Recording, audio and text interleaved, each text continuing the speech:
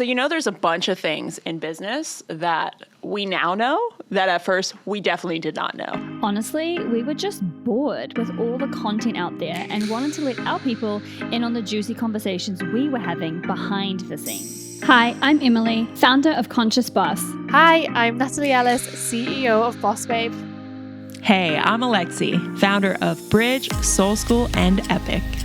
We've gathered some of the most incredibly badass entrepreneurs we know and invited them to get real, raw, and honest about all the things so we can get to know their perspectives on how they truly live behind what we see on social media. Everything from running a massive business to sex and relationships to lifestyle and limiting beliefs. There is nothing off limits here. We go all the way there and let you in behind the curtain.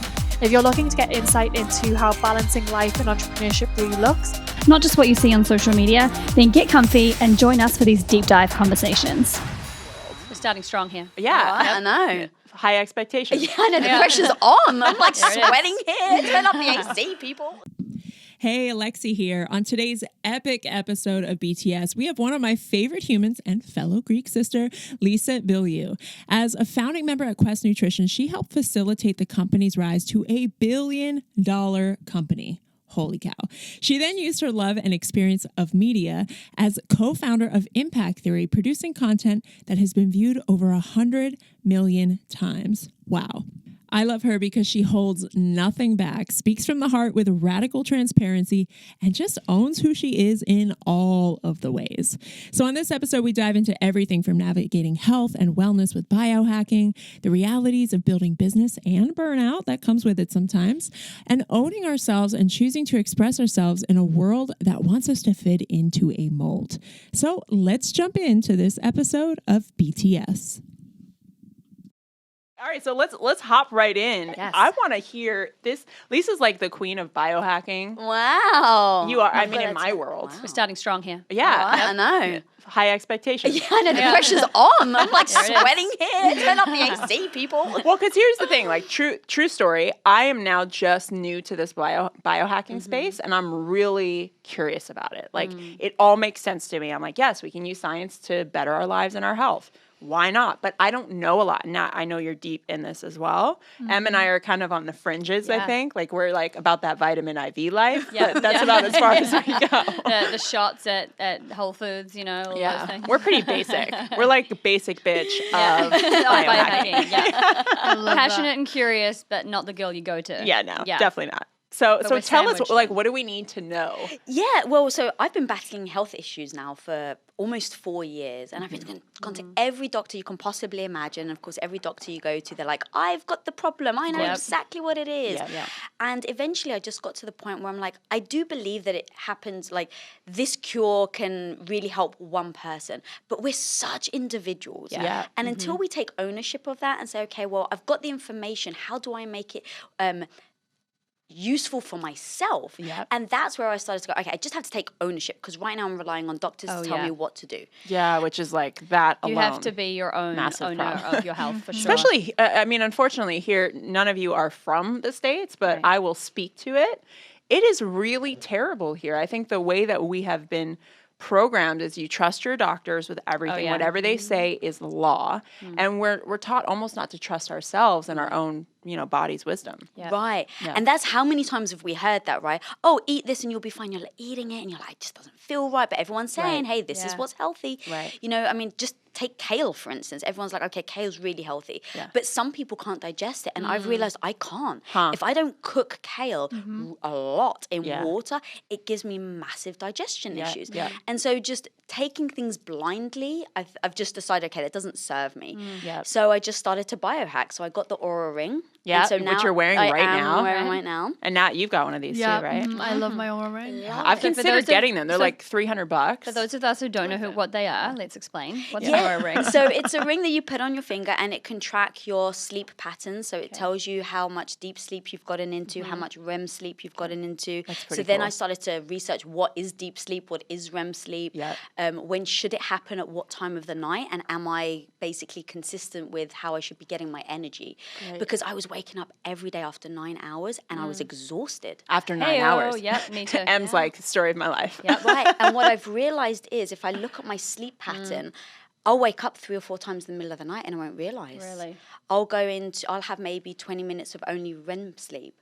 And so when you start to look at how are you sleeping and then saying, okay, well, is it because I'm drinking just before I go to bed? Right. Is it because I've had a stressful day? Right. Is it because I've got a lot of work on? Is it because I exercise? Like trying to figure out how my daily activities are affecting my sleep pattern and then how I feel when I wake up.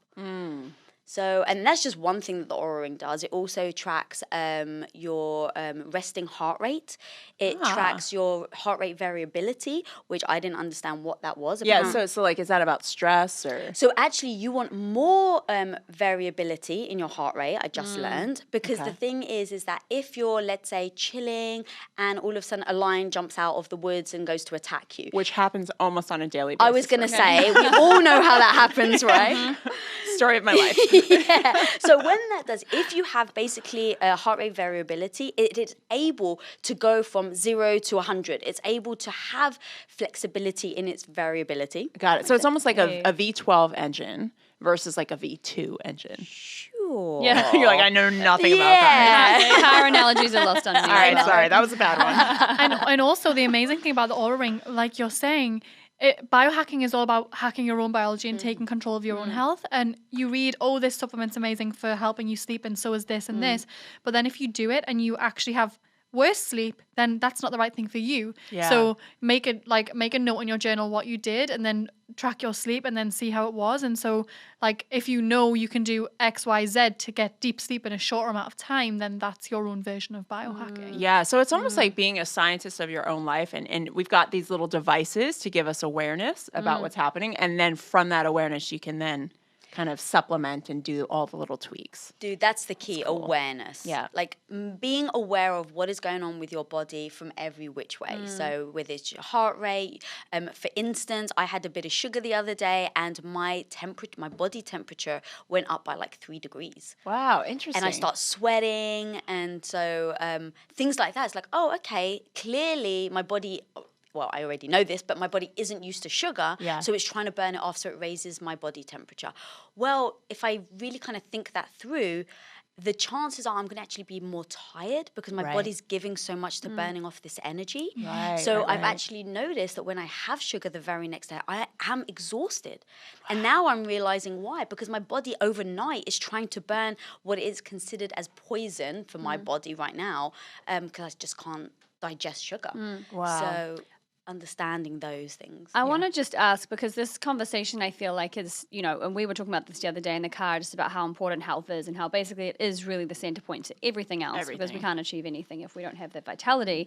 But what do we say to, and I'd be really curious about, like, the starting points for people, because it can be really overwhelming to monitor your health, monitor your levels, be able to afford to go to specialists. All of this stuff is like, it can be really, it costs a lot of money, a lot of time, a lot of energy, and also expertise. A lot of people don't even know how their body reacts when they do certain things, and they're so busy doing things. They're like, yeah, that's great, but I don't have the time, I don't have the money. Or even like they don't know where to start looking. Yeah. So like, what do There's so many like quote unquote trusted sources out there, but like what's actually trustworthy? Because there's so much misinformation when it comes to health and, weight and energy and all of these things. So I'd love to kind of speak to, what's a starting point and how do we kind of enter into that space? Yeah, I think it goes back to what you said, Alexi, of becoming aware. Right. So unless you start to become aware, you're never going to know which direction to go into or what kind of battle you're fighting. Right. So I would say from step one is, I've never personally done the elimination diet specifically. I've kind of been forced to, because after my health, like literally in an instant, I couldn't eat for almost a year. I mean, it was really bad. Wow. Yeah, that's a whole other story. Right. But like it got to the point where it happened so instantly that I, by default, was on the elimination diet. But that's actually one thing I would suggest to people: start removing things and seeing how you feel. So I did a food diary for about 6 months, and I'm saying every single day, every single meal, I wrote down what I ate, how I felt, what my bowel movement was, how I slept. Like I got that specific. Now for me, it was I couldn't eat, so I was literally malnutritioned and it's like slowly a life or dying. death Yeah, it situation really for you. was. Yeah. But even then, like if I had to go back and I didn't have that, that's exactly what I would do. I would do an elimination diet. I would pay attention to everything, and I would just write, how do I feel? Forget about what you look like for now. Just how do you feel on a day-to-day basis, and compare things. Yeah. I love that. And now you've been into biohacking for how long now? About 2 years now. And what got you interested? Did you have like a scenario where it was like I have to, or was it like, oh, this is cool? Yeah, I was also pushed into it. I had no choice because for me, it all started when I was 16. I didn't get my period like the rest of my friends. I'm 16. I'm like, I still haven't got my period. This is really weird. So I went to the doctor. I tell him, I've got no period. He's like, okay, I'm just going to put you on the pill. It's going to regulate everything. This is perfect for you. So I went on the pill, and I was on the pill for 10 years. Wow. So from just turning 16 to being 26. But about a year before that, when I was 25, I mean, I'd had digestion issues for the longest time, and no matter what I did, they didn't go away. My skin was always flaring up. Like, so many different things were happening, and I was going to different doctors and specialists and asking, why is this happening? And I could list the amount of medications I was on. They were saying I had heartburn. They were saying I had IBS, reflux, everything. Jeez. And I went to one specialist, and I sat in the room, and I was crying. I was saying, this isn't normal. Like, I can't even have like a margarita without like this pain of heartburn. Like, it's not normal. And he said, how long have you been on the contraceptive pill? I said, 10 years. Come off that right now. Wow. So I came off it, and I've never had a period since I came off the pill. Wow. You've still not had a period? I still haven't had one. Wow. So for me, when I came off the pill and I didn't get my period, and kind of like a year before that, I started getting into biohacking, and I started by reading a book called The Bulletproof Diet. Okay, yeah. It's very scientific, and I really, really loved it. But even then, I was still too nervous to even get off the pill. And obviously, it was a guy that wrote it, so he didn't write about the pill. Right. So, but I came off it, and I didn't get my period. And instead of going to different doctors and things, I just started checking in with my own body, and what you said, at least, the awareness. And I would ask myself, how am I feeling? How am I feeling? How am I feeling? And I kind of got my own diagnosis. It was a day before I did a big event in London. I was laying in bed the day before, and I was in so much pain. And it really takes a lot for me to not want to get out of bed. And I called Danielle and Nick Pigeon, who I was doing the event with, and I was sobbing. And I said, I can't do it. I can't do the event. There's something wrong with my body.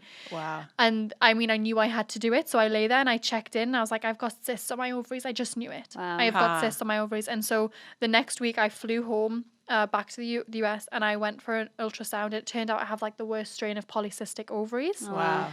And so my goal now is to get my period back, and I decided I'm doing it myself as opposed to going for, like, I went to the doctor and I got diagnosed with polycystic ovaries, and the first thing she said to me was, yeah, did you want to have kids? Oh, wow. It's going to be difficult. And my heart in that moment sunk, and I was like, I'm not accepting that. Yeah. And I left. I went home. I had a bit of a cry, and I was like, okay, mission fertility. Wow. Yeah. And so I took it all in my own hands, and I've had some progress. And I would say read books and do what works for you and test. And like you were saying, Lisa, write everything down. Yeah. And like I have so many lists of things that I've tried, how it worked for me, and I'm building on, and I'm getting more and more progress. And then I'll go to a doctor with a list of lab tests and say, this is what I need checked. And I know you're the same, right? Yeah. I love that. I know what markers I'm looking for. Yeah. And it's not the doctor's fault. I want to put that out there. Like they're told what's normal. And Of course. if a level isn't a certain number, it's not alarming to them. So they'll say you're fine. But actually, it's like your thyroid, right? Yeah. But then you do your research and you look at that number. And for me, I'm like, oh, it's an indicator of this. Sure. I need to do this. Is yours similar? Literally, I went to the doctor about 6 months ago. They told me I had polycystic ovary syndrome. No way. And their thing was, okay, but common, you've yeah. told us you don't want children, correct? And I was like, yes, I have decided, me and my husband, that we're not going to have kids. She goes, oh, then you're fine. And I was like, what? Like, Wait. sure. Just because I can't have children doesn't mean that not having a period is a good sign. Like, I haven't had a period in over 6 years as well. You haven't? No. So initially, my doctor that was checking my gut said, oh, you eat a lot of soy. And I was like, no, I don't. Because they checked my microbiome. They're like, oh, well, you have really, really high estrogen levels in your gut. And then I said, well, I take contraception pill. So they're like, get off it immediately. Wow. I got off it, went and still didn't get my period. They told me I had polycystic ovary syndrome. And again, they were like, well, you're within range, so you're fine. As long as, you get checkups and you get your, I guess the uterus wall, if you don't have periods, starts to thicken. Yeah. And what happens if it starts to thicken, it actually now increases your chances of getting cancer. Wow. Which I had no idea. Did you go through the cancer scare too? So I haven't yet. Whoa. But then recently I heard about the thyroids and how that can really affect your period. So I took it upon myself. I literally 2 weeks ago went to the doctor and said, okay, I want my thyroids tested. I want my T3s tested. I want my T3 reverse test. And they're like, no, you don't need to. I'm like, I'll happily pay, but yes, I do need to. Wow. Yeah. I will get the results myself. So I got them. I then took them to a specialist that I trusted. And she said, wow, they said you're in range, but your range is that the range they give you is so wide that I'm on the very bottom range, and they're not taking into factor that I'm a female. Right. That I'm, 39 years old. And they're like, so taking all these factors in, your range is terrible. Like, there's no way your thyroid, crazy. You should be this low. And then 2 days ago, in fact, I got one of my doctors had looked at my hormone levels, and she says that I've got the hormones of a postmenopausal woman. Wow. And I just got told that today, 2 days ago. Isn't that, and if you had just taken that like quick blanket diagnosis from the first doctor, you'd be like, oh, I'm fine. But truthfully, the body is always speaking to us and telling us with these small things. And I think this would be an interesting conversation to get to, is a lot of women primarily go into diet and health and nutrition initially for vanity, right? Initially like, oh, I want to lose weight, I want to look a little better, I want to tone up. Yeah. But it's such a deeper conversation when we actually know what's going on internally. Like, the one biohacking thing I did do was I got all my levels tested before we were going to start conceiving. And we had, started talking about like, oh yeah, we want to start a family soon, so let's just get everything checked and just make sure we're good. Sure enough, it came back that I had literally my adrenals full burnout. They were stealing from my hormones. So all my hormones were completely flatlined. And this was, months before we were talking about starting a family, which I wouldn't have been able to conceive. And had I not have done those tests, I would have just thought there was something wrong with me, but you can fix it. Like there are things you can do. And I just went on these like herbal supplements, and within 3 months we conceived Kingston. So it's like, I can't stress the importance of this, especially if you're in that phase of your life where you are thinking about having a family, or even just like doubling down on your health and making sure you're going to age well and age with vitality and like exuberance. We can do stuff now, and that will make all the difference. Yeah. It's huge. And going to what you said, Natalie, as well, is like, we want to blame the doctors, but the truth is we have to take responsibility for ourselves. 100%. We are all so different that the doctors can only know so much. Yeah. Plus, also, when you think about it, they've gone to college, they've spent hundreds of thousands of dollars in debt, and medicine is ever evolving. So how can they even keep up if we're not willing to do that for ourselves? So I'm totally with you, Nat. Like, I don't look at the doctors and blame them. I do make sure that I get what I need, but I don't blame them and expect them to fix me. I expect myself to fix myself. Yeah. And no matter what it takes too, you're speaking to something that I really experienced. Like, I didn't have health insurance when I did all this stuff. And so it cost me thousands of dollars to get all the testing and all the things. But it was so worth it. Like, I'll pay whatever to be able to have the experience of having my child, So it's like, you got to weigh the cost. There's always a cost. And it's either you pay now up front or you pay later with your health. Yeah. And I think it is really trusting yourself as well. Like, not having a period, like you say, it doesn't matter that you just can't conceive. It's a signal that things in there are like not really working. I know for myself, I had a sporadic period. And I think it's actually so much more common than we think about. Like, a lot of women don't get a period. A lot of women have a sporadic period. Like, when I used to over-exercise, I was really restrictive with my food, and like my body was not functioning, and that was such a signal. And I only just got mine back about a year and a half ago, when I was like really doing some deep work around, restriction and over-exercise and all of this craziness, just overriding the body with like this, faulty mentality that I know a lot of women have when we are trying to really achieve something physically. Yeah. And when I got my period back, I was like, oh my gosh, like it was such an amazing, I had such a different relationship to it, because I was like, oh my gosh, like my body is like happy and healthy and functioning. And it's like, we so know, and there is these little signs. And it's the same with me and my energy for the last few years. It's like, I know intuitively that I could feel better. I should be feeling better. And like, I'm continuing to go to all these doctors until someone will give me some answer, because it's like, I know just myself that I could feel better than this. And I think that we've kind of accepted as a society that it's like okay to like have to have a coffee in the morning and be tired at 3 o'clock and like not have energy to exercise or not have energy to X, Y, and Z. And I think that there's this kind of baseline acceptance of what normal not is. having vitality. Because I think there's health and there's like energy, and then there's like vitality, and it's like I want to feel vital, I want to be energized and be like peak performing, right? Well, that's the thing too. And I was telling you this the other day when I got all my levels tested.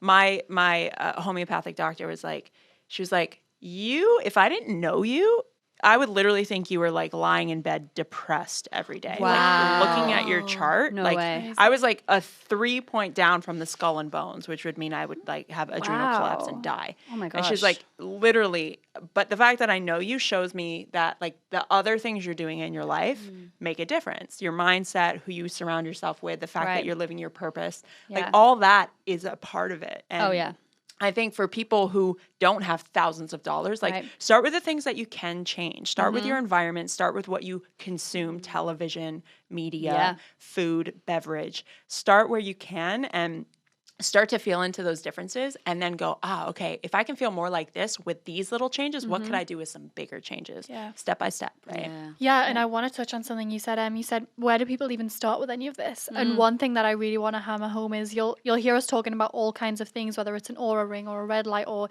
you're taking supplements or herbs. One mistake that I made was trying to do it all. Right. And actually, because I was on this journey of like, I'm going to get my period back. I'm going to do all the things. I don't care less what it costs, how I do it. And I got so overwhelmed that all of a sudden this resistance came up in me where I didn't want to do anything. And so it felt so overwhelming. It felt too overwhelming. And so I took a month off doing anything, which might not sound like it's the best thing for my health, but I was so overwhelmed. I took a month off. I wasn't going to my acupuncture. I wasn't going to my healing. I wasn't taking my herbs or my vitamin, anything. And what I did then was I checked into my body and I was like, what do I feel like I want to do? What can I keep up? Because there's lots of things that work, but consistency with a couple of things is the important thing. So now I strip my whole routine back, and what I do is part of my routine now, and it feels good and it's easier. But there's another thing I also want to chat with you guys about. I'm a big believer in talking about the process while you're in it, and not just like when like I used to suffer this and now I'm this, so here's what I can teach. I want to talk about what I'm in it, and you said, and I think you probably all got some perspectives, this whole idea of getting your period, and it's something we think as women we should have. And it was a couple of weeks ago, I thought I got my period. I felt it. I was like, I think I got it. I run to the bathroom. It's not there. I'm collapsing in a flood of tears. I'm crying. Stephen comes in. He's like, what's wrong? What's wrong? I said, I didn't get it. I should have got it. And I heard myself say that. And I was like, wait, why should I get it? And then I started that whole, and I felt it. I'm not going to say in that moment my mindset kicked in and I was like, personal growth. In my heart, I know I felt like I should have got it. And so how do you deal with that? How do you deal with, and we get it a lot as women, right? We should be superwoman. We should be doing everything. We should be a wife. We should be a mom. Like we should be everything. How do we get over that I should? Like reconcile with what's actually here. And that should is probably what is holding you back from getting your period. Right. Amen. It's the expectation of That's it. the truth. I was going to say, when you shared that triggered, I had a miscarriage now 3 months ago, and I felt that same thing. Like this shouldn't, like I'm healthy. This shouldn't be happening. And it was my resistance to what was actually showing up that was causing the suffering. And I think that suffering in and of itself created the grief for me, because I was holding on to this idea. And, even today, like I just got my period today. And I was like, 2 days ago, I was like, oh, I could be pregnant because we're still trying. And it's like every month is like, no, it's like, so I'm in that phase of letting go every single month and practicing releasing the expectation, even though my heart wants it. Like, obviously I want another babe. I'm obsessed with being a mom, but I also get that timing is everything, and my body knows when it's time. And I feel like you, Em, like right now I don't feel like I'm in my optimal health. I feel like achy and crampy and all the things, and it's because I've got a lot on my plate right now, and I know there's not a lot of space for another child to come in. And I got to be honest about that. Like energetically, I'm not very spacious right now. You know, so I think it's like the whole integrated view of what's happening, because it's not just this one myopic thing that's happening in a silo. It's like all touching everything. And I love that you're not BSing yourself.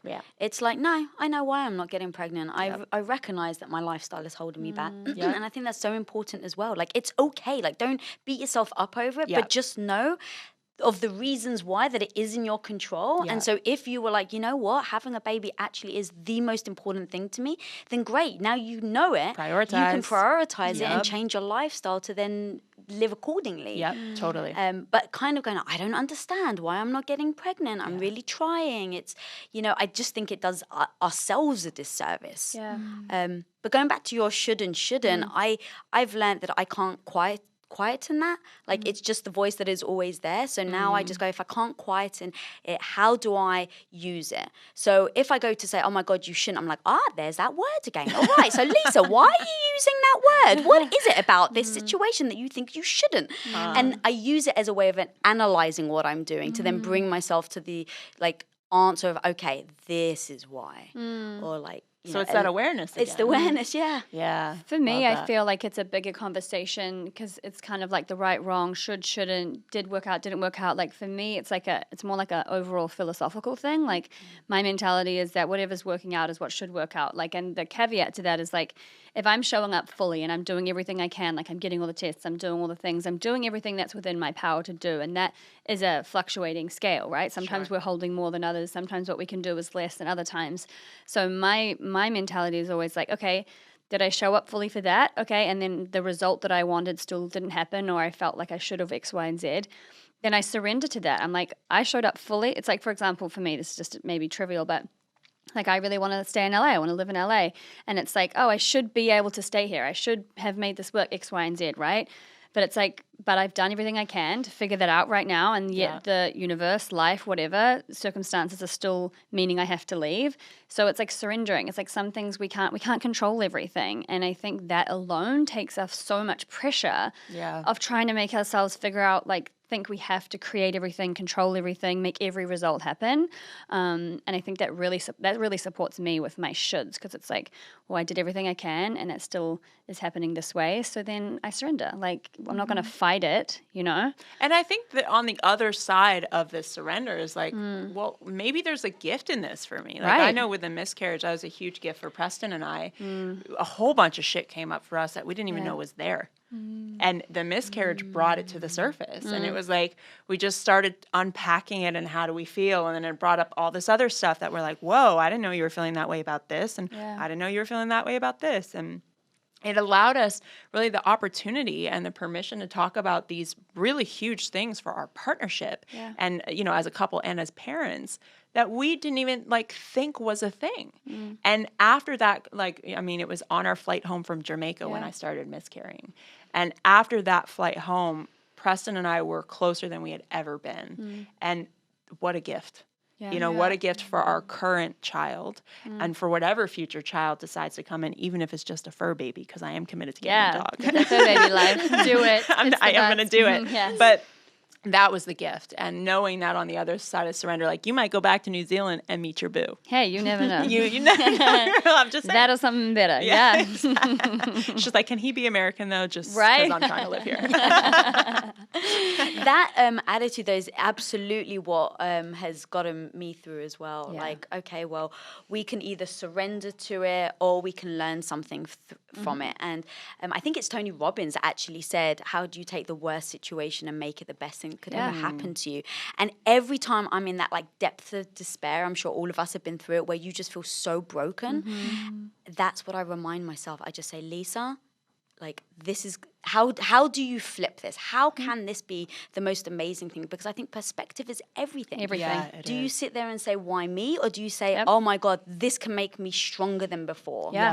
Yeah, because it's not that people it's not that any of us sitting at this table don't have challenges and don't have adversities. It's like, it's just how we process them and what allows you to move through them faster so that it doesn't become this thing that sort of stews. Because I think it's like indulging in the story and the wallowing, like it becomes a bigger thing. It's just like, challenges and things like this are always going to happen. It's only ever going to be how we deal with them and process them and choose to see them. That makes the difference, I think, for people that create success or create emotional resilience than those that don't. Like it's a choice. Totally. And Nat, back to where you're at with this, like on the other side, because you said that was 2 weeks ago, yeah? Mm-hmm. How are you feeling about everything now and your perspective? Like what supported you in getting over that hump? I think voicing how I was feeling was probably the best thing I did, because normally when I'm feeling like that, I'm not the most emotional person. So internally I'm feeling it, but then I put a brave face on, I go outside, no, I didn't get it this month, it's not coming. Yeah. And I put that face on and I think I've been doing a lot of work on really like a releasing emotion from my body, which is probably something we can talk about, but I'm doing some body work and some different things that help release my emotions, and I was feeling generally more emotional and I let it out. I'd let it go and I sat there and I cried and I just told him everything that was in my head without fear of judgment of like, I should do this and I'm not good enough at this and there's all these things. And he just sat and he listened and he was like, I'm here, I've got your back, whatever it is, like, let's get through it. And addressing that was probably the first part. And then asking my community for help. Yeah. So reaching out for help and saying like, I don't know what to do. I feel like I'm doing everything. And I got recommended the most amazing book, which I'm kind of halfway through now. And already I'm feeling more positive about the outcome. It was just, this book just kind of mentioned every single way I was possibly feeling and normalized all of these thoughts that are in my head. And it was just it's so nice, right, when someone normalizes how we're feeling. Right. Yeah. What's the book for those who are interested? I don't know the exact title, but I think it's 8 steps to heal your PCOS. Okay, there you go. Okay, cool. And it's amazing. It's so science-based, but it's written by a naturopath and it's so specific to the point, like all the herbs, the dosages. She's helped me to be able to identify exactly the type of PCOS that I have, why I'm feeling a certain way. I mean, even today, I was telling you guys, I didn't put much makeup on today and my skin has flared up so bad. It's worse than it was when I was a teenager. It's never been so bad. And this morning I was going to put concealer on and I stopped myself. And I even did the same thing. I had extensions in my hair and I just cut all my hair off because my hair's thinning so much. Get it, girl. Yeah. And I'm sick of putting band-aids and trying to hide what's going on. Yes. Like, yes, my hair is thinning. Yes, my acne is flaring up. And guess what? That is me. Yeah. And even though it's not easy to turn up and I'm being conscious of my skin, even though that's not easy, that feels empowering. Yeah. And that feels like me getting rid of the should. Yeah. It feels like me being like, this is where I'm at right now. Yeah, that's huge. I just really want to like celebrate that because in our world, especially here in LA, we live in the epicenter of like covering shit up and like false things, supplementing with false everything. Yeah. And nothing wrong with that. But I think for you, that's a huge win. And I think, you know, as you were speaking, I just felt the shame that you had around those things. It's almost like you just let that go. Yeah. Like I'm choosing not to be ashamed of these things anymore. I'm choosing to be in ownership of like, here's where I'm at right now. It doesn't mean it can't change, but here's who I am. And like that ownership to me feels like what we're talking about of like, you know what? This is my current situation. And it's okay. Yeah. I'm doing the best I can. I'm doing as much as I can to work through it, but I'm not going to pretend anymore. And I think that's huge. And I think as women, we have this idea that we've got to have a brave face. We got to be Superwoman. We got to do all the things and be all the things to all the people. But we got to do what's right for us first. And I think we're unfortunately trained in society to put ourselves last and to think about how we can appease other people first in order to somehow make our lives better. But this is like the most empowering choice. Yeah, and I mean, I listen to tons of podcasts and everyone's speaking. I'm always hearing you've got to put your oxygen mask on first. And I think that's great. That's a great analogy. But how many times are you hearing that, but you're still not living it? Totally. You're like, I'm putting myself first. I'm going for a massage. I'm doing this. But then that voice internally is like, you didn't show up here. You didn't do that. Like, it's still there. So whilst all of these things are nice to hear, and it's very Instagrammable. Right. So Instagrammable, but realistically, you still have that going on. And I think as women, we're very used to putting other people first. And you know what? Sometimes it feels nice. I'm not going to say it doesn't feel nice to come home and cook, to do those things. It feels good. And do you know what? Sometimes that's what I need. Yeah. So what did you do emotionally? So when you're like, hey, I've got bad skin, I don't want to cover it up right now. I want to own it. It still can't be easy though, right? So how did you say something emotionally to yourself to like push yourself like, okay, I know this is right. Get over this initial emotion that's trying to push back? There's no magic to it. I'm sitting here feeling very uncomfortable. Like the lighting is there. Like I'm very aware of it. I'm uncomfortable. But I always win when I'm uncomfortable. At every point in my life, I've done things that have been hard and have been uncomfortable. And that's where the change came. And so if I'm doing things constantly that make it easier and hide it and all these things, then I'm not going to win. So this morning, I went to go to the bathroom. I was just with Emma and Lex. I went to go to the bathroom and I said, don't wait for me. I'll come out in a sec. So they walked out and I was about to put some concealer on. I put it back in my bag and I walked through it. I was like, you don't need this. You don't need this. Like, live with that. What's so bad about feeling uncomfortable? What's so bad about being in the feeling of being self-conscious? Also, the thing is that like I did not even notice. Like nobody even sees it like at all. Like we don't even, it's like such an internal experience, and it's like.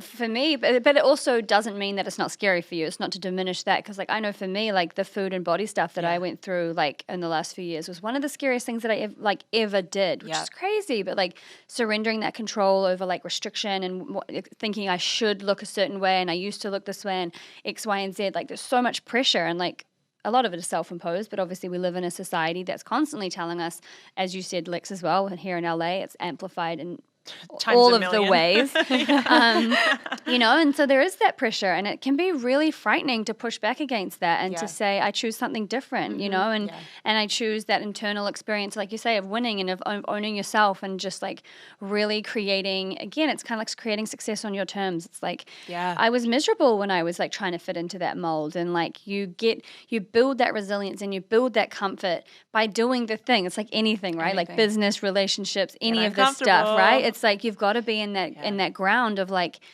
this is really scary and uncomfortable, but like that's the only way that it ever shifts. Yeah, and I think both sides are addictive, right? I think it's addictive to hide, and it becomes really addictive, like, ooh, I could conceal this, and that felt really good. So, ooh, maybe if I just tweak this thing, and then it's like, the lashes become the hair, become the Botox, become, it's just like all the things. It becomes addictive, and again, no judgment, nothing wrong with any of this, but we're just pointing it out that we've all been in these conversations, and even like we talked about the other day, like getting our makeup done for a shoot.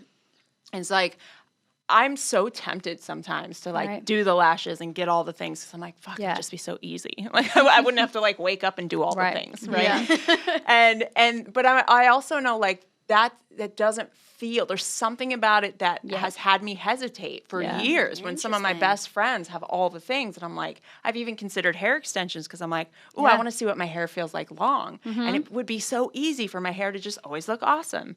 But I know my edge is like being really proud and feeling beautiful in my current state, whatever that is, right? And even though I'm selling myself, I'm like, yeah, but it would be easier and like it's more efficient and you'll get more done and like, like all except for the like hour it's good long for the business, right? Yeah, like legit. I'm legit. Like, oh, that would make my life so easy, right? But the truth is, the edge for me is to like stand powerfully in who I am and what I look like, and even like I did a shoot the other day. Hair up in a messy bun, like very little makeup on. It's like, I want that to be my standard. I want the standard of like the most truest naked version of myself to be what I lead with. And it's uncomfortable. And I don't like it sometimes because I'm comparing myself to the women in my life who are sometimes very done and look gorgeous all the time. And I'm like, oh, fuck, I don't.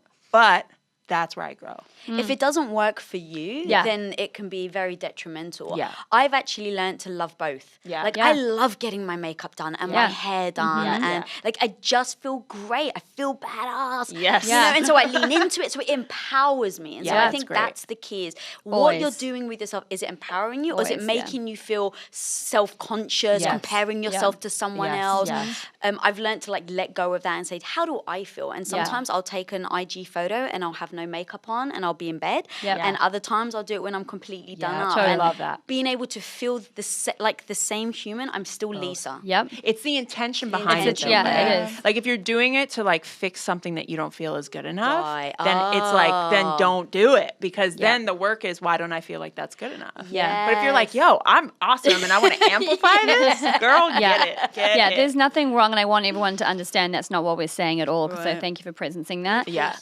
It's definitely not if you get your hair done and your makeup done, you're like less than. What? It's so not that, because I absolutely love doing it too. I've had extensions many, many times in my life. Yeah. Like I love a good eyelash extension. I actually just absolutely hate going to the appointment. It's so friggin' annoying, and then you can't put your head under the water, and I'm just like, it's too much for me. I can't. I'm just too I can't deal with that. But I love it, and so it's nothing right or wrong, but it is just being that awareness of like, am I less expressed with this? Is it, like you said, Lisa, is it empowering me? Yeah. Is this feeling good? Where is this coming from? Yeah. You know, because Intention's I love everything. getting all dressed up and looking sassy. Yeah, I love looking sassy too. Right? But it's the intention, right? Yeah. Totally. Are you amplifying or are you Yeah. trying to fix? Yeah. And I think that's even the intention with working out. I think a lot of women yeah. have workout addictions because they're trying Without to a doubt. fix something that Without a they think doubt. is wrong I with did. themselves. Yeah.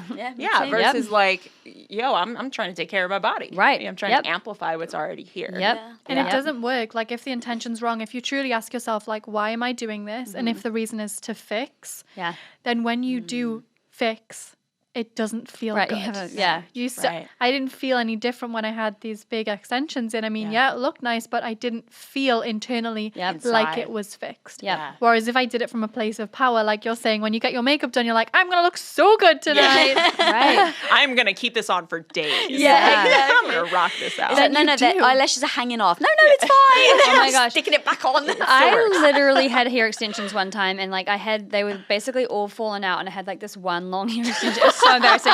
But like I was like so clutching to it because I had this idea that like it was making me look skinnier or something, and it was literally. I'll show you a photo. Like it was so ugly, and it was like just like yes, this is somehow making me look like I was clutching. That's you know, amazing. And I even had that feeling when I was like cutting my hair. Like it was scary to like cut my hair, and it's Same. like it's I like had crazy. super long hair, and when I cut it, it was like, oh my gosh, this is like a part of my identity. Right. It's crazy. Yeah. It's a trip. That's interesting how everything becomes a part of your identity. Working out is a Oh, part yeah. of your identity. Oh, yeah. Oh, Yep. I work out 7 days a week. Yep. And then it's like, I if was I go down definitely to the fit 6, girl. it's like, oh shit, now I've really like dropped the ball. Right. But because it's your identity that you're the girl 100%. that works out 7 days a week. 100%. Yeah. And who are you if you don't? That was the biggest Right. challenge for me was with the food stuff and the body stuff was like I had this identity of being like the fit girl that looked a certain way, and then it was like to release that was like whoa, so Yeah. confronting. Yeah. But it's like that's super unhealthy Yeah. as well. To get, I mean, it's attachment too, Yeah. right? Yeah, it's so interesting. There's so many ways and places that we could go with Oh, this. yeah. Like, I'm curious what, because we've talked about this quite a bit Yeah. and quite extensively. We live in one of the most overdone places in the world, Los Angeles. And when I say done, I mean all the things, like Image the focused. Botox and all the things. And it's something that I will say, like, looking at J-Lo when I watch World of Dance, I'm like, she looks I can't believe she's like in her, 50s? She's Something almost like 50. that, yeah, That's like 49 or insane. something. She looks She fly. incredible. Yeah. She fly. So, she fly. She wasn't actually. In her New Zealand know. accent as well. I She know. fly. She fly. I definitely Sounds cool. don't have an accent, you guys. Like I just am totally It's one just of you. me. Yes, you do. But she looks amazing, right? And we have these images of these like beautiful like goddess women, right? That are thrown in our face quite a bit. And I love me some J-Lo. She's like my spirit animal, Right. Right. And I see that, and I'm like, I'm 35.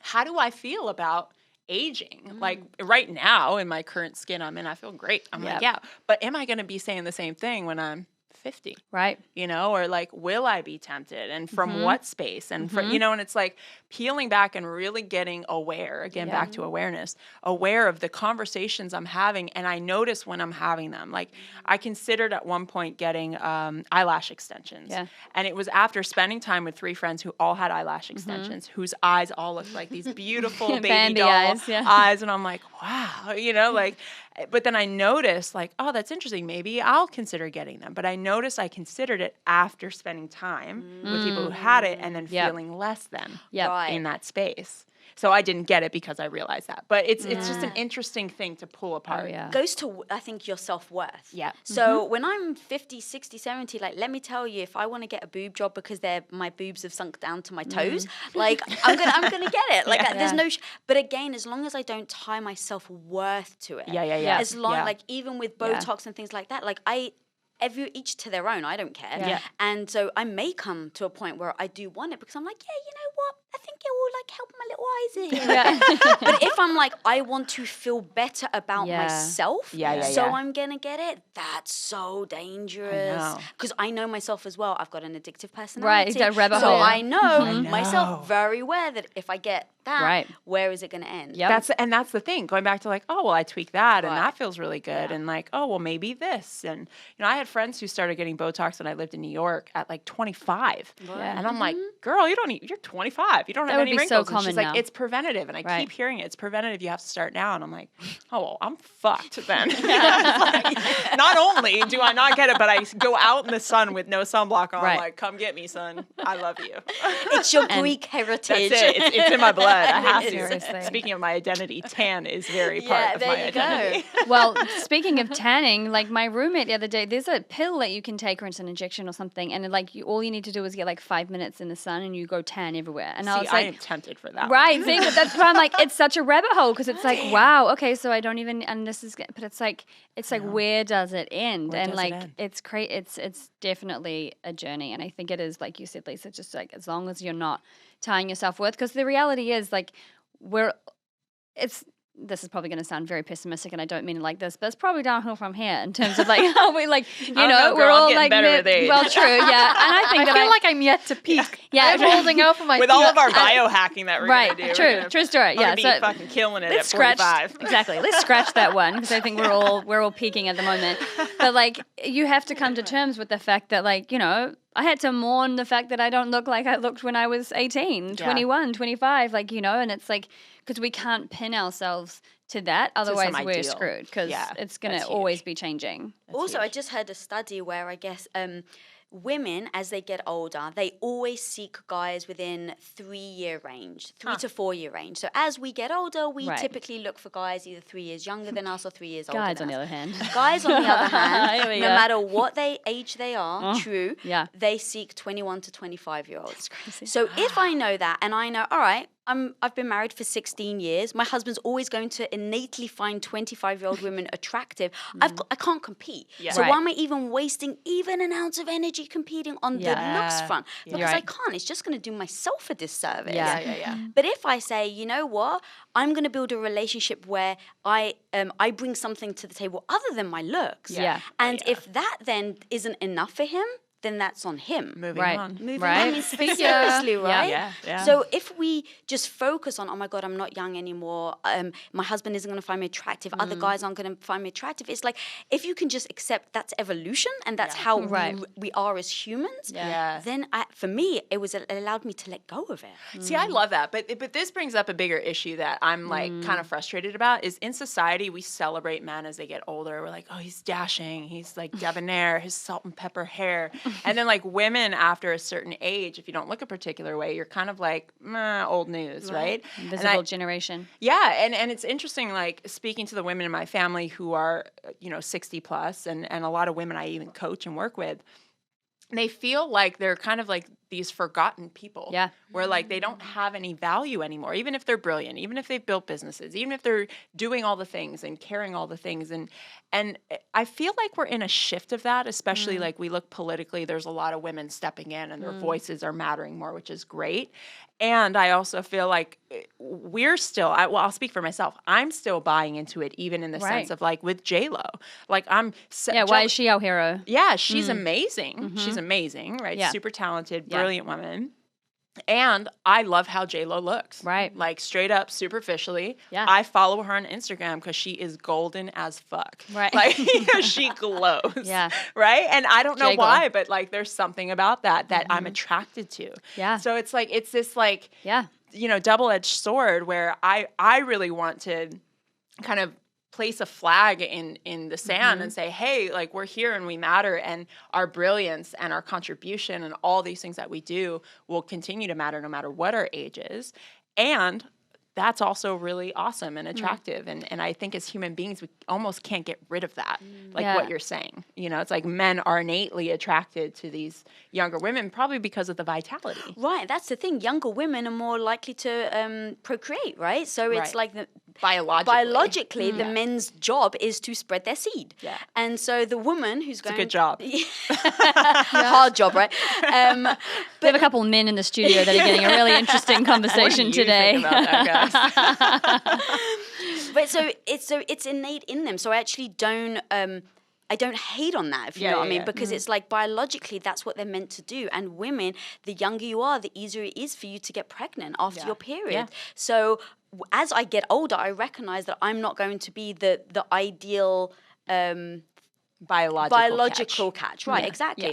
But so I can let go of it. Almost understanding the biology behind it allows me to let go of the emotion behind it. And that's going back to those shoulds. The like, shoulds, I should be, my husband should be attracted to me still like this. And not saying he won't be, but it'll just be different. It'll be a different, like, oh man, my wife is a badass. Like she's a, you know, it's like, it's connecting a different on thing. a different level. Yes. I want to jump in here quickly on the attraction piece, because this was a really big thing that I had to go through with the, you know, reprogramming my beliefs around body and things like that. And like, you know, social media detoxes and actually like training yourself, because certain attractions, like there is obviously the biological thing, and even like the, okay, we have deemed J-Lo to be attractive now because big booties are big and Kim Kardashian X, Y, and Z, but like a while ago that wasn't socially acceptable. Totally. So it's a fickle thing. It's not set in stone. We're actually being socialized into what we deem is attractive, 100%. And that can also be retrained. So I think that, you know, and I know you did this one time, Lex, where you started to look at like really amazing like older women that were dope and like stylish and like X, Y, and Z. I want to get back into that. Yeah, like you can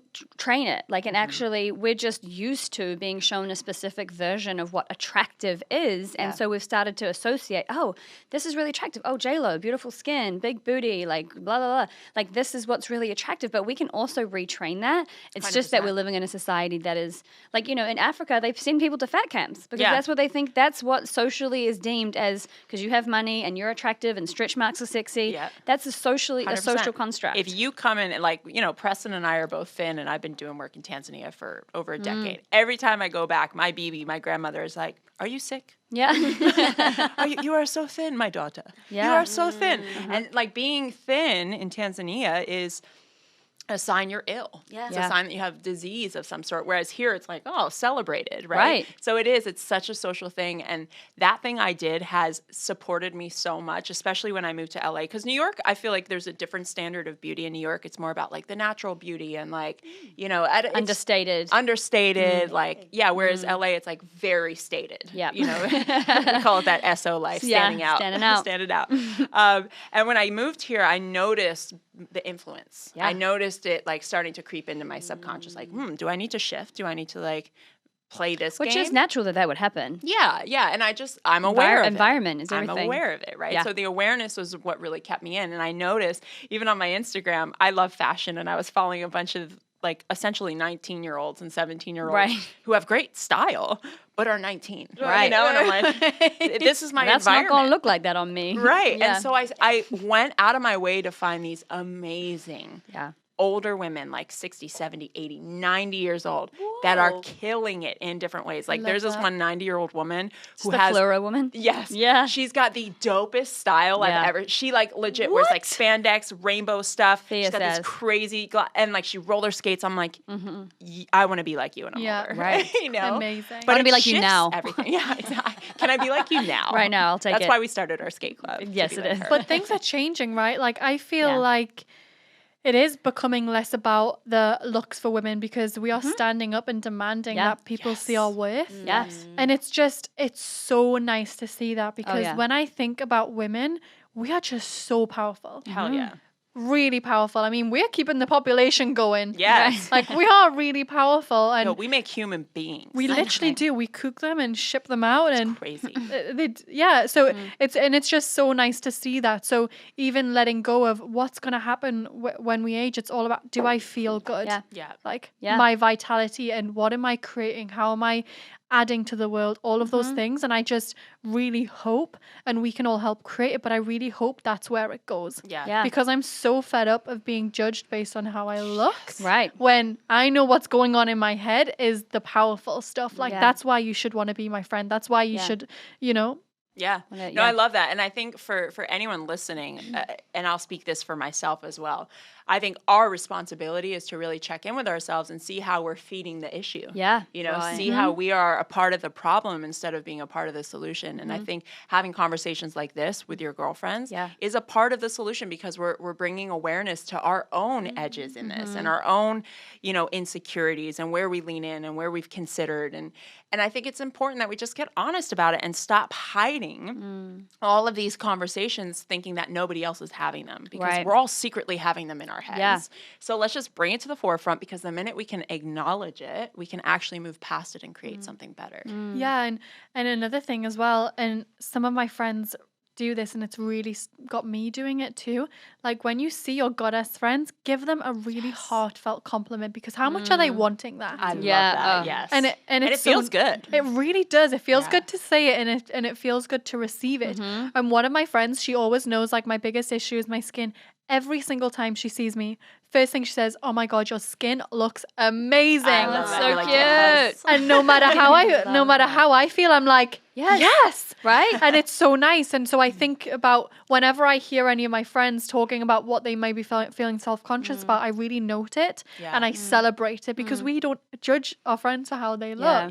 So it's just so nice to do that. And that's how we can start being part of the solution. Just stop being that kind of cheerleader that your friend might need. Yeah. And I want to speak to that too real quick. Having a child, I've recognized this because my child is very handsome.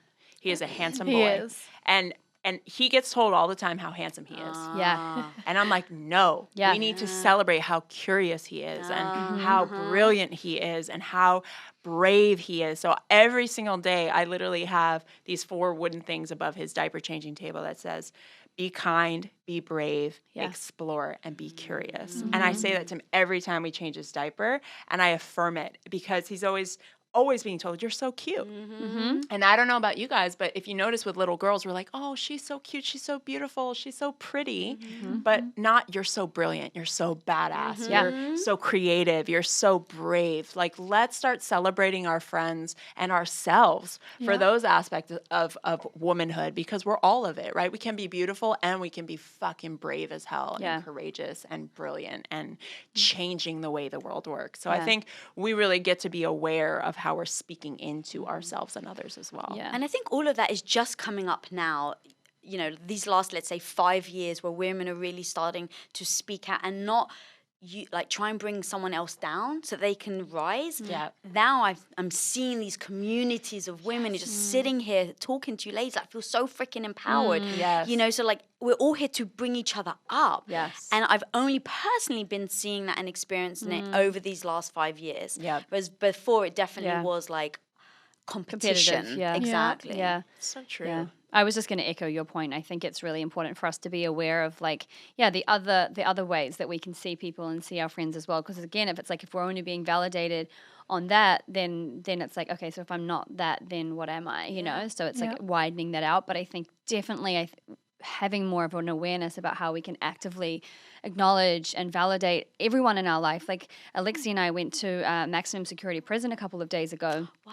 It was one of the most powerful experiences ever. We're going to get another group together. Yeah, though, so we'll with let the you guys organization's called Hustle 2.0. They're amazing. Look them up. Yeah. Doing amazing work in these prisons. And we did this exercise where, we just the whole day really was seeing these men and being with them. And one of these exercises was really seeing them and acknowledging them. And just you could tell this like starvation for validation, for acknowledgement, for being seen, for being accepted. And it was so powerful. But it really reminded me, like, a lot of people, I mean, all of us, like we were sharing on the way home from the prison, like we validate each other often. Like we're pretty high vibing friends, and we have awesome friend groups that like see each other and acknowledge each other.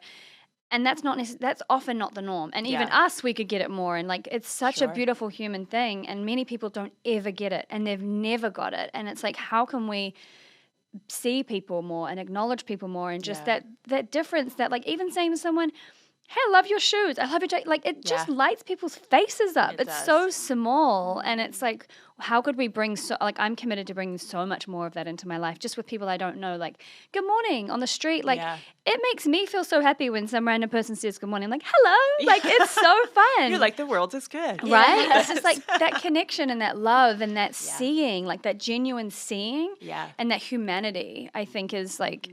And I think that's what we're all ultimately after anyway. Of course, with any of the quick fixes that we may do on our bodies or our face or our hair or whatever, it's all because we want to feel more loved and more valued and more seen 100%. In the world. So I think, the more we can be a vessel for that in everybody's life, whether it's the barista at Starbucks or whoever, I just think... I know I can be so much better at that. Like, even especially in my relationship, like acknowledgement is not easy for me because I didn't grow up in a household of it. Right. But I know my husband loves that. Yep. Like, he's a Leo. He likes he liked that a lot. He likes to be stroked a little bit, right? He's a lion. And I have had to lean into my discomfort to say the things I'm thinking all the time. Yeah. I'm thinking them, but it just feels awkward and weird sometimes and like clunky to say it, but I say it anyway. Yeah. And it's been a practice, but with everybody, but especially my husband. I think sometimes those who are closest to us, who know us the most, it's like hard to shift into a new identity. Yep. And so that's been like something I'm definitely committed to. Yeah.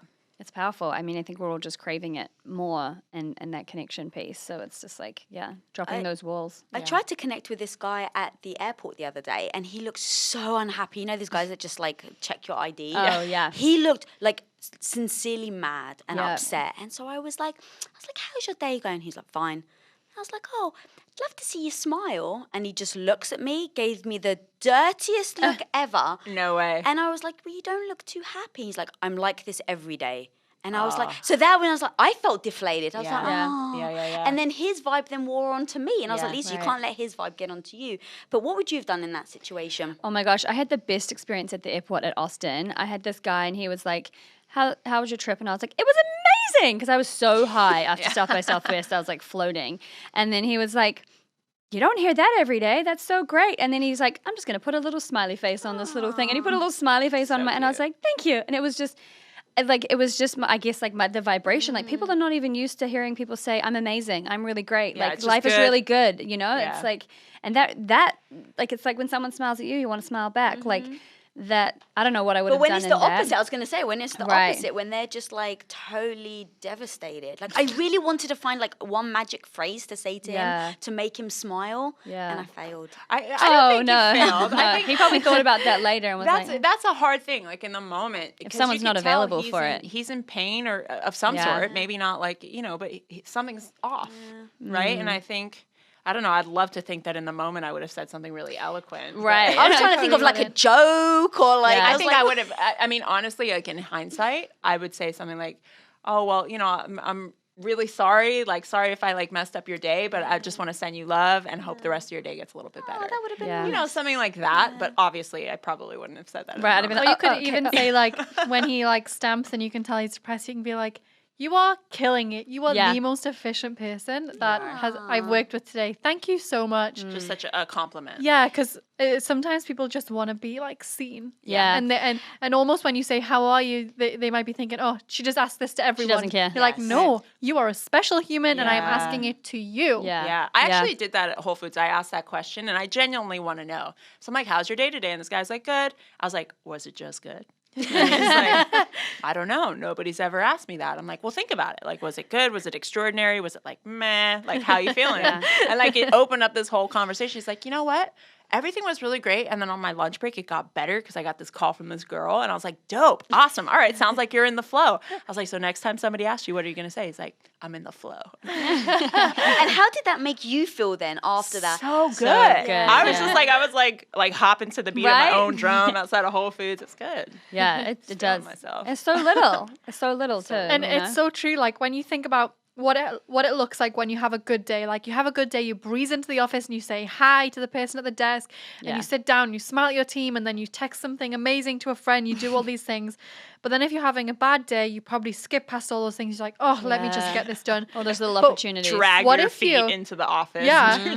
But what if you just faked it and pretended you were having a good day? So you still said the chirpy good morning. You still did the things. Even in your head, you're like, oh, I don't feel like this. I am so inauthentic right now, but hi. But like you could fake it and it might even make you feel good. Well, so I'm curious about this because like we all have shitty days. So what are some of your go-tos that you know you're like, oh, I'm in that moment. This could either go this way or it could go this way. What do you do to get out of those moments and like shift back into feeling fierce?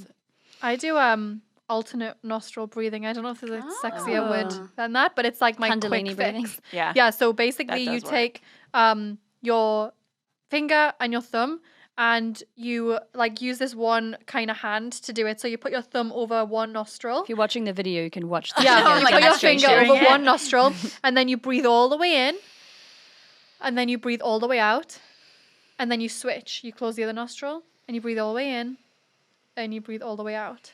We're all doing it. We're all doing it. So I do this a few times. You're trying to be sly over there. Yeah, I see you wanting to try it. Well, I do this a few times and it is like, I call it like my absolute like emergency breakout thing. So whether I'm in traffic, whether I'm going into a meeting, whether I feel, so for me, like when I get anxious, I feel these butterflies in my tummy. I'm like, let's breathe. Yeah. And it's the quickest way. And if I've got longer, I'll do like some more breath exercises, but that changes my state right away. And what it does is actually strengthens the muscle between your left and right side of your brain.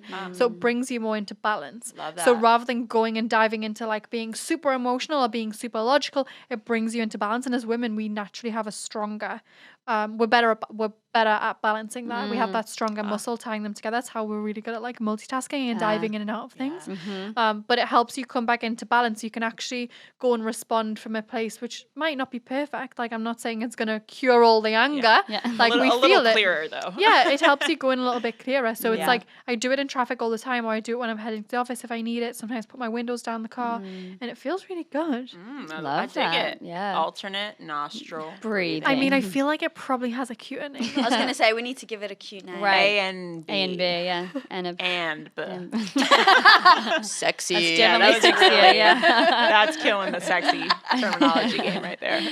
For me, I feel like dancing is one of my go-tos. Like good music in my headphones, like dancing, like moving the energy, shaking it out, like just getting the energy going. Like obviously that's not always practical, but for me, if I'm like in a space where I can do that, that's like a go-to. If I have to like jump on a call and I'm just like don't have the energy, that like really like changes my state and gets the energy going. But like sometimes you obviously can't do that, and sometimes I know that like. I'm like, you know what? Actually, just today I get to be in this space and not ask myself to do too many things. Like sometimes that's my thing, and it's permission to actually let it be and not push through it. Because sometimes that actually just wants space to be with, and it's like, all right, you know what? Today I'm going to go and rest. Like sometimes it's a signal, you know. And I think it's knowing when to acknowledge and when to let it have space and when to tell it to F off and try to push through it, right? Good point. Yeah, I'm definitely a music person as well. Put on some Madonna, some 90s music. 90s, yes. Just, do your jam in front of the mirror. Recently, actually, I found that doing something nice for somebody else makes me feel very good. Hell yeah. I love So, that. like, we had a shoot the other day, and I just went around to the entire crew, and I was like, would you like a coffee? Would you like a piece of toast? And because it was early, it was breakfast. And so everyone's like, sure, like why are you asking? I was like, I just want to do something nice for someone. And so I ended up like, I was the PA, and I was like giving coffee, and I felt so good afterwards. It made me, and I was like, okay, well, I can't sustain this every day because I'm exhausted now just to get tea for everyone. Gotta work now. Yeah, I know, exactly. But it really did make me feel good. And so now I'm trying to think, okay, maybe even if it's just like one little thing here and there, like even if it's just texting someone, just like, hey, I just wanted to let you know that I was thinking about you, and you really mean a lot to me. Like that's it. Yeah, we could definitely all do that more. Kind of forcing yourself to give really did help me bring reality back to like, okay, this emotion that you're going through actually isn't as bad as you think it is. Well, and you make it about somebody else instead of like, because a lot of times I know for myself when I'm in my shit, it's because I'm making it all about me. All about you. And I'm like just in my like me tunnel of hell, you know, it's like spiraling down. Oh, that sounds tunnel. scary. It is scary sometimes. Me tunnel of hell. I have a little funny weird habit of Venmoing my friends. So I Venmo them $5 and say, go and get a matcha latte on me. Oh, that's so cute. And I just do like, so like on Valentine's Day, so a lot of my friends, like $10 for that. I maybe, I know in LA. So like on Valentine's Day, I send it out and it just made me feel so great. That's and so cute. Just like once a week, I'll try. It's not every single week, but once a week, I'm like, who can I Venmo? It's so exciting. Oh, and that's awesome. you've got, obviously you find their name because they're already in your phone as their phone book. So you just send them saying like, get yourself a coffee on me. And whether they buy a coffee or not, when they get that, they like feel so good. And it might be $5. It doesn't matter. That's like such a nice thing. And actually one of our mutual friends, Victoria, she's the one that introduced me to it. She Venmoed me randomly this one day. She was like, go get a matcha latte and I want you to think about how loved you are. And I was like, okay, I will. That is so That's sweet. amazing. Yeah, I love that. I love that. And I love all these suggestions. And I think I do a bit of all of them. I get to be more intentional about what you said, Lisa, like really going, wait, let me get out of me and go serve. And I love that idea, like an actual physical representation of that to friends. I think one thing that's really worked wonders for me, and I used to actually have it like printed out and pasted over my door, what magic will I experience today? And that for me, like for a long time, I was kind of in like a dark time of my life after, you know, dealing with some trauma and like just figuring out how to be with it powerfully. And that question really pulled me out because it's like, you know what, there is magic in the world, whether it's magic in a human that I'm going to meet or an experience I'm going to encounter or even something I'm going to create and generate. And I think it just made me so much more intentional about looking for that instead of looking for all the things that weren't working. It's reframing, Yeah, isn't it? 100%. 100%. I feel like this conversation could go on for absolute days, which would be absolutely amazing, but we're going to need to wrap this one up. So does anyone have any final closing thoughts on anything you want to throw into the space? I just feel so heard, and it's so nice to sit in a space of such empowered women and share from such a real place of where we're at right now. And hopefully for anyone listening, it gives you permission to not feel like you have to wait till you're out of the situation or the journey to come back and share your learnings and everything it taught you, because just sharing when you're in something can be so powerful, not only for you, but for everyone listening. And again, if you hear anything on this show that really resonates with you, please like share that with your audience and tag us so we can see and we can see kind of the work you're doing. That would be amazing. Yeah, I love it. I would love that. Thank you so much, Lisa, for being here with us. It was such an honor to have you. I feel so inspired. Seriously, I'm like, what can I go do right now? I feel so energized being around you guys. Seriously. It's been an absolute honor. Yay, so magic. And we just wanted to have epic conversations like behind the veil with awesome humans. So we really appreciate you coming and doing that with us. Anytime. Yes, we will let you know. Yeah, and we love you guys. Thank you for spending your time with us. We value your time and appreciate it. So hopefully you gain some beautiful insight that will help transform your life. So go out and kick ass. Yes, much love.